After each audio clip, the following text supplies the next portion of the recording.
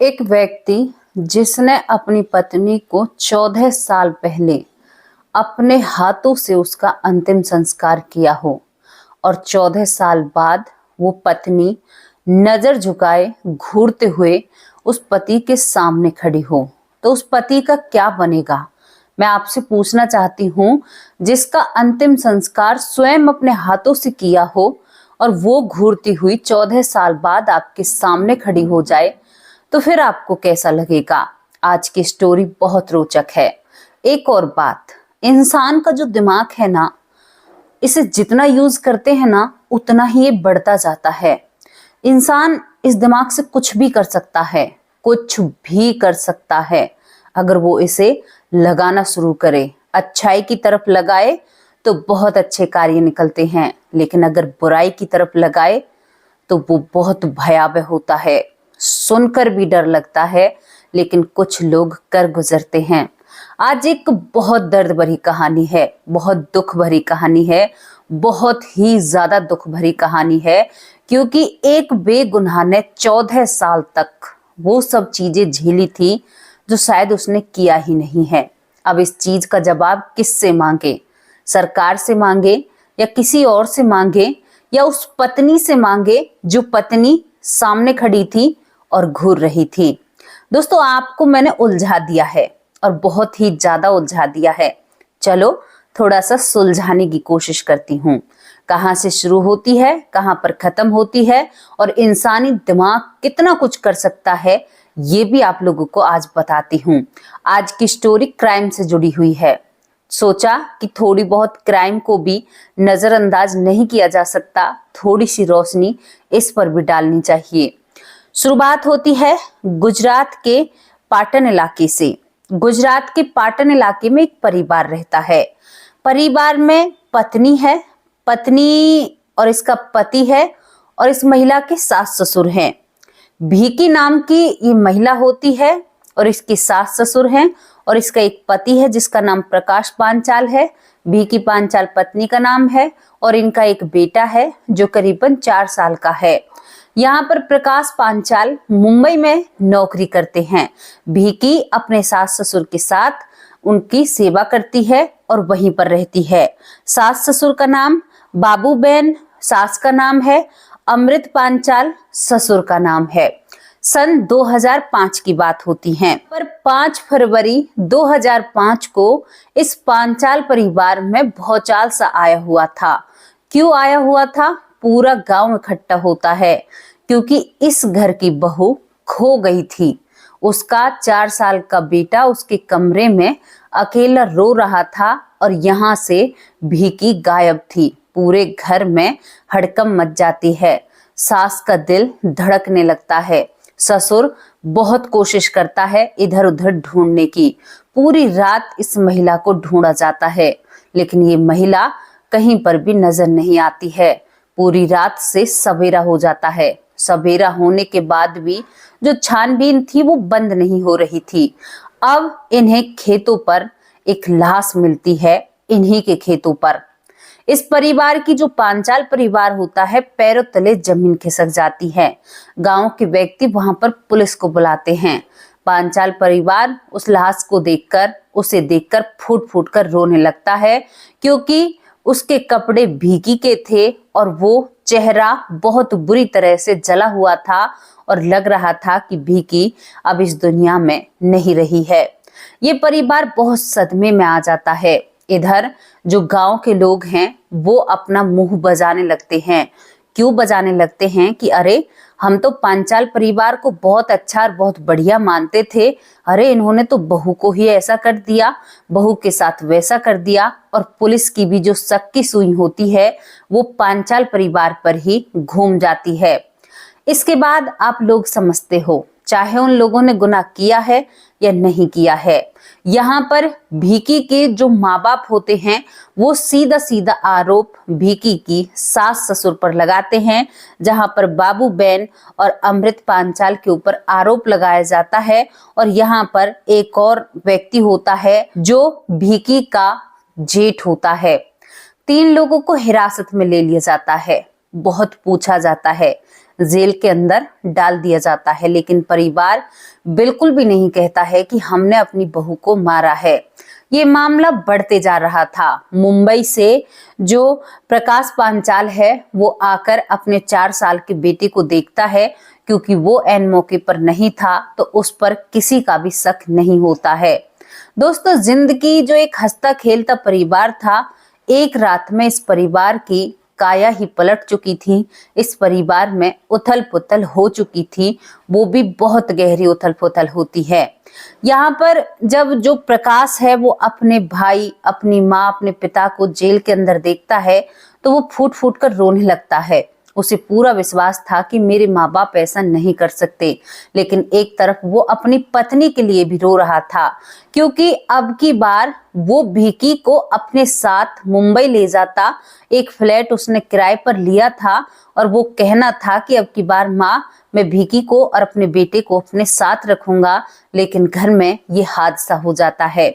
इसके बाद यहाँ पर इन तीनों लोगों के ऊपर, जो भिकी का जेठ होता है, सास होती है, ससुर होते हैं, इनके ऊपर केस चलता है और गांव वाले इनकी तरफ एक दूसरी नजरों से देखने लगते हैं। जब ऐसी घटनाएं हो जाती है ना, तो बहुत मुश्किल होता है समाज का सामना करना और बहुत परेशानी होती है इन सब चीजों को झेलने में। अब क्या होता है, धीरे धीरे और वक्त निकलता है और यहाँ पर इस परिवार को जमानत मिल जाती है।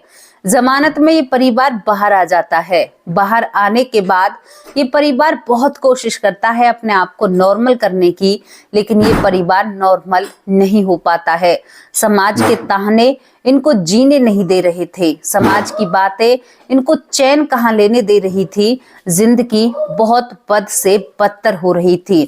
इसके बाद क्या होता है कि जो भिकी का ससुर होता है, अमृत पांचाल, वो धीरे धीरे 1 साल के अंदर इस सदमे से उभर ही नहीं पाता है और इस सदमे से उसको अटैक आता है और वो इस दुनिया से चला जाता है। जब उसे अटैक आता है तो यहाँ पर ससुर तो जा चुके थे, अब उनके ऊपर क्या केस चलाएं जो इस दुनिया में नहीं था। अब सास रह रही थी और जेठ रह रहा था, पति रह रहा था। वक्त किसी के लिए नहीं रुकता है और वक्त निकलता है। धीरे धीरे 2013 आ जाती है, दुनिया के ताहनों से और एक चिंता के पर्पस से कि सभी लोग हमें मुजरिम की नजरों से देखते हैं। यहाँ पर जो बाबू बहन होती है, भीगी की सास होती है, वो भी इस दुनिया से चली जाती है। लेकिन भीगी के मायके वालों को बिल्कुल भी रहम नहीं आता है अपनी बेटी के ससुराल वालों पर। अब धीरे धीरे और वक्त निकलता है, ये लोग केस लड़ते हैं, ये लोग इस केस को जीत जाते हैं, क्योंकि कोई भी सबूत ऐसा नहीं मिलता कि इस परिवार ने सच में ही अपनी बहू को मारा हो। लेकिन अब तक बहुत देर हो चुकी थी। 2 सदस्य इस दुनिया से सदमे में जा चुके थे। प्रकाश की जिंदगी बहुत उजड़ चुकी थी, कोई भी उसकी जिंदगी में नहीं रहता है। वो अपने उस 4 साल के बेटे को लेकर अब अहमदाबाद में रहने लगता है। धीरे धीरे वक्त निकलता है, 2019 आ जाता है। कहाँ 2005 था, अब 2019 आ जाता है। अब 2019 में जो प्रकाश था वो घूमने के लिए अपने बलवा गांव जाता है। दरअसल ये जो पूरी घटना है ये गुजरात के पठान इलाके के बलवा गांव की है। अब ये घूमने के लिए बलवा जाता है और उन्हीं खेतों में घूम रहा था जहां पर इनकी पत्नी की मृत्यु हुई थी, जहां पर इनकी पत्नी ने शायद आखिरी सांस ली थी। इसके पास क्राइम ब्रांच का फोन आता है। फोन आते ही ये फोन उठाता है और वो लोग कहते हैं कि तुम्हारी पत्नी जीवित हो चुकी है। ये बात सुनकर प्रकाश थोड़ा सा सदमे में आता है, कहता है कि साहब कहाँ से जीवित होगी, 14 साल हो चुके हैं, वो अब जीवित नहीं होगी, ऐसा नहीं हो सकता। यहाँ पर वो कहते हैं कि सीधी बात करते हैं, फालतू की बकवास मत करो, एक फोटो अपनी पत्नी का व्हाट्सएप करो, हमें कुछ चीज देखनी है कि क्या सच है या झूठ है। यहाँ पर प्रकाश की हवाइयां उड़ जाती हैं, क्योंकि इस वक्त तक प्रकाश को कैंसर हो चुका था और उसका जो 4 साल का बेटा था वो भी काफी बड़ा हो जाता है, बहुत ही बड़ा हो जाता है और वो अपनी बीमारी से जूझ रहा था। प्रकाश को एक तरफ डर लगने लगता है कि कहीं ये केस दोबारा से सब कुछ मेरे ऊपर ना आ जाए। मैंने कुछ नहीं किया, माँ बाप भी इसी सब कुछ में चले गए हैं। अब यहाँ पर वो कहता है कि ठीक है साहब, अभी तो फिलहाल मेरे पास फोटो नहीं है, लेकिन उन लोगों ने भीगी की याद के तौर पर एक फोटो बनवा रखी थी। उस फोटो को खींचकर वो व्हाट्सएप वहां पर कर देता है जहां पर क्राइम ब्रांच होती है। क्राइम ब्रांच वाले यहाँ पर भीगी के पति को, प्रकाश को, और भीगी के जेठ को सुबह बुलाते हैं। साथ में वो बेटा भी था जो 4 साल का, आज उसकी उम्र काफी हो जाती है। ये सभी लोग जब वहां पर जाते हैं और चौकी के अंदर जाते हैं जहां पर इन लोगों को बुलाया था, तो वहां पर भीगी सामने खड़ी हुई थी। जो प्रकाश था उसके कदम पीछे हट जाते हैं। वो डर जाता है कि इस महिला की तो मैंने अंतिम संस्कार किया था, वो भी अपने हाथों से, क्योंकि जो आखिरी अग्नि होती है या तो वो बड़े बेटे के हाथों से होती है या पति के हाथों से होती है। अब यहाँ पर प्रकाश बहुत ज्यादा घबरा जाता है। पुलिस वाले उसे पानी पिलाते और कहते हैं कि क्या ये भीगी ही है? तो वो कहता है कि बस दुबली और पतली हो चुकी है और काफी कमजोर हो चुकी है, वरना ये भीगी ही है। भीगी की आंखों से आंसू निकल रहे थे और वो रो रही थी। अब इसके बाद प्रकाश घूमा हुआ था कि ये सब कुछ क्या चल रहा है, मेरे माँ बाप इसकी भेंट चल गए और ये जीवित थी, तो फिर हमने, वो कौन थी जिसका अंतिम संस्कार किया था, जिसको ऊपर मेरे परिवार ने जेल भी काटी थी? ये क्या है, ये माजरा क्या है? कई सवाल उसके दिमाग में उत्पन्न होने लगते हैं। वो व्याकुल सा होने लगता है और पुलिस वालों से पूछने लगता है। वो कहता है कि पुलिस वाले कहते हैं कि हमने तो इसको अरेस्ट किया है और फिलहाल इसका नाम भीगी नहीं है, इसका नाम भावना राठौर है। अब ये भावना राठौर बन चुकी है और ये हमने कहां से अरेस्ट की है आप लोगों को पता है? ये बलवा गांव से 50 किलोमीटर दूर केमाना गांव से हमने इसको अरेस्ट किया है, जहां पर ये किसी की पत्नी बनकर रह रही थी। इस बात को सुनकर वो पति हैरान हो जाता है कि ऐसा कैसे हो सकता है। यहाँ पर उसके पति का भिबूजा राठौर नाम भी बताया जाता है। भिबूजा राठौर की ये पत्नी है, अब ये तुम्हारी पत्नी नहीं है। अब तो प्रकाश सच ये तुम्हें ही बता सकती है कि इसने ऐसा क्या किया जो ये इतने अच्छे तरीके से 14 साल तक सबकी नजरों से दूर रही, जबकि तुम्हारी ससुराल इसके उस गांव से बहुत नजदीक थी। पुलिस ये भी कहती है। यहाँ पर जो भीगी होती है, भीगी बहुत ही शर्मिंदा महसूस करती है, लेकिन जैसे ही पुलिस वाला अपना डंडा बेंच पर मारता है तो एकदम डरती है और राज खोलती है। कहती है कि मैंने कभी तुमसे प्यार नहीं किया। प्रकाश से कहती है, मेरी घर वालों ने मेरी शादी मेरी मर्जी के खिलाफ कराई थी, तुमसे कभी प्यार नहीं था। मेरे गांव के पास ही का लड़का जिसका नाम भिबूजा राठौर है, मैं इससे प्यार करती थी और जब भी मैं अपने मायके जाती थी तो मैं इसी के साथ वक्त गुजारना मुझे बहुत अच्छा लगता था। मैं इसको ही चाहती थी। तुम मुझे एक बार अपने पास साथ अहमदाबाद लेकर गए थे, तो तुम्हें याद है मैं तुम्हारे साथ रहना नहीं चाहती थी। मैंने तुम्हें जबरदस्ती मुंबई भेजा ताकि तुम मुझसे दूर हो सके और मैं अपने प्रेमी से बखूबी मिल सकूं। ये ऐसे ऐसे राज प्रकाश के सामने खोल रही थी कि प्रकाश की आंखों से आंसू टपक रहे थे। प्रकाश के पास कोई जवाब नहीं था। वो सोच रहा था कि मेरी मासूमियत या मेरी अच्छाई का इतना बड़ा फायदा जो उठाया गया है, ये बताती है कि मैं रिश्ते को निभा रही थी। मैं गर्भवती भी हो जाती हूँ, तुम्हारे नाम के बच्चे को जन्म भी देती हूँ, लेकिन मुझे कभी मोह नहीं था, ना ही तुमसे ना ही तुम्हारे बच्चे से।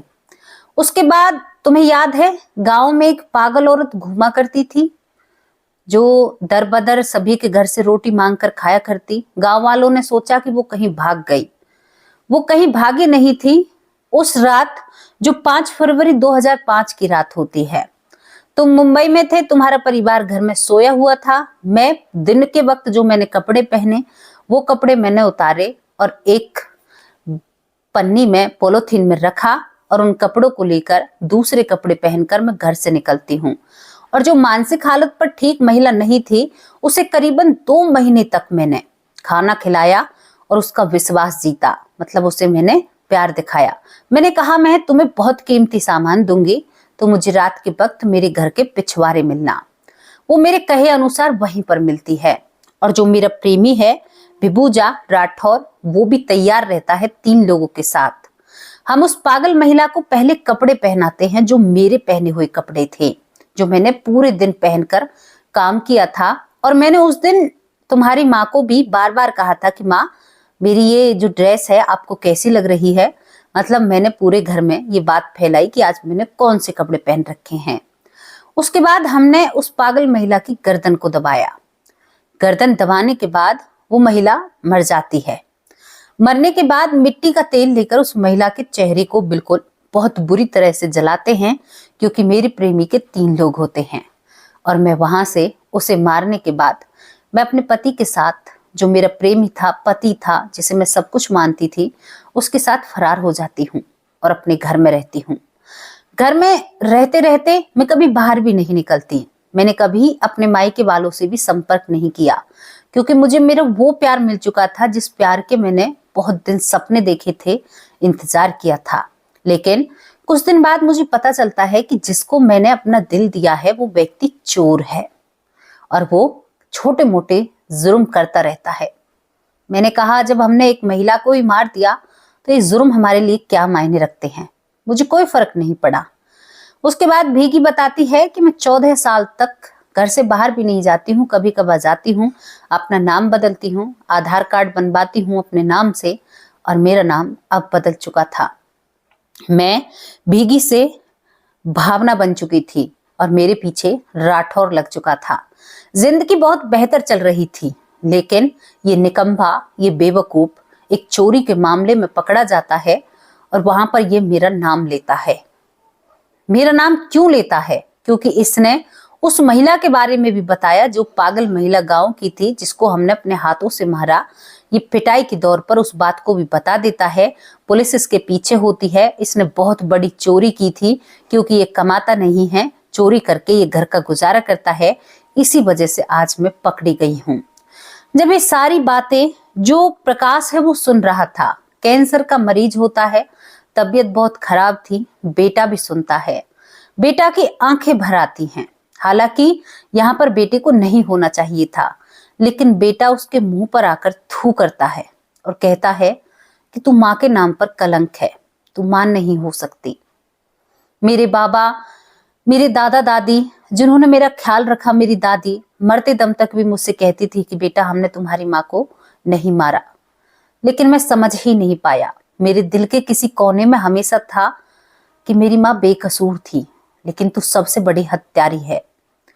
और यहाँ पर वो बेटा कहता है कि अगर तू मर भी जाए ना तो हमें कोई फर्क नहीं पड़ेगा। दोस्तों, पुलिस, क्राइम ब्रांच इन सभी को अरेस्ट करती है। इनके ऊपर उन 2 लोगों को और अरेस्ट किया जाता है जो इस साजिश में साथ थे।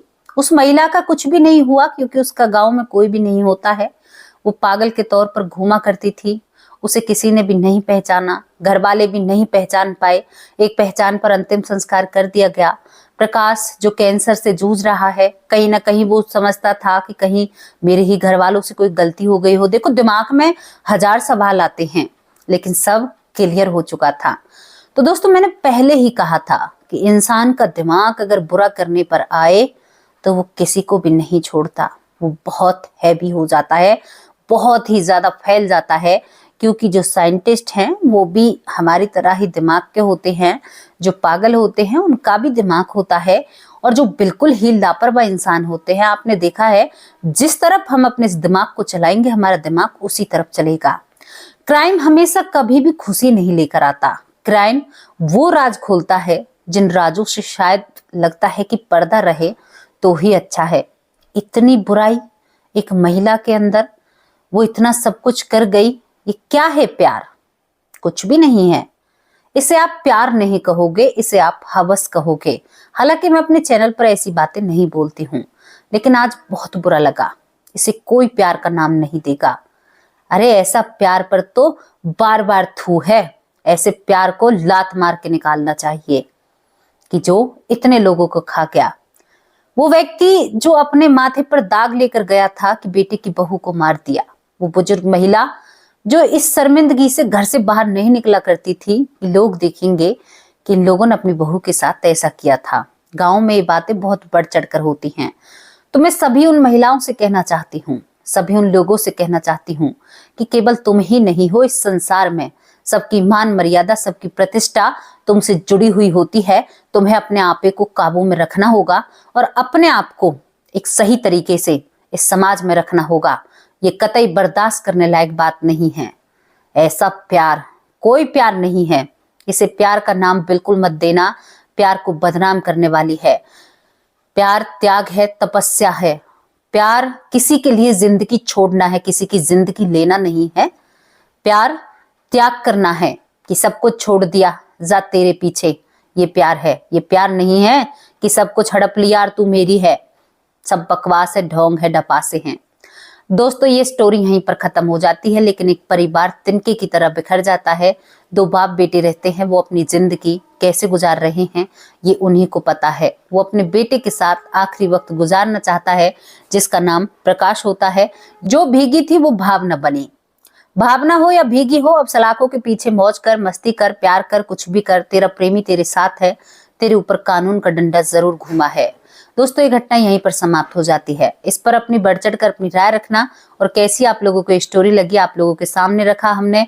जैसा भी हम में हुनर है, जैसी भी हम में ताकत है, उसी तरह से आप लोगों के सामने रखी। मेरे चाहने वाले, मेरा परिवार मुझ पर बहुत सपोर्ट करता है, बहुत प्यार करता है। मेरी बहनें मुझे बहुत ही साथ देती हैं, कंधे पर हाथ रखकर कहती हैं कि हम तुम्हारे साथ हैं। कभी कभी लगता है कि सभी से मिलूं और सभी के साथ बहुत सारी बातें करूं, उनके बारे में जानूं, तुम्हारे बारे में जानूं। दिल्ली से है, मेरी बहन हरियाणा से है, यहाँ पर सभी से मिलने का मन करता है, लेकिन क्या करूं, मिल नहीं सकती। अब आप लोगों से विदा लेती हूँ। सब खुश रहे, स्वस्थ रहे, मस्त रहे। जीवन में किसी भी परेशानी को जन्म मत देना। नमस्कार, जय हिंद, जय भारत।